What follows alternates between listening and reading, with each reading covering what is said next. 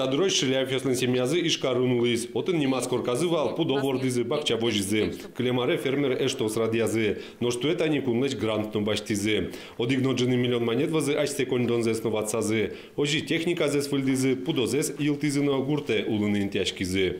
Трактор вот каже гоштемун грантно вал. Трактор баштим пресс. Ветлесы. А зланяск шимал полностью. Так музей пар щарыш выращкон потом не знаю, может частники стать бащом, потому что вань музей я уже частники я скину. Айзланяск успалась Ирина Шиляева, пельняйно сидлеш пертем шион подтоня цех уштыны малпа. Ожи подтем силь дуногес кошкос. Фермер ясно трозгес табыш подтыны богатозы. Ведь арчужель кунамы щуквайтон вид грант висямын. Сопылыш куамыннеле семья ферма вожи счастлы. Отын юртет вид миллион монеточ. Ужалос программа вону арено и вортызы гурт уже ся министерствуен. Со следующего года у нас будет внесено ряд изменений по рекомендации Минсельхоза России.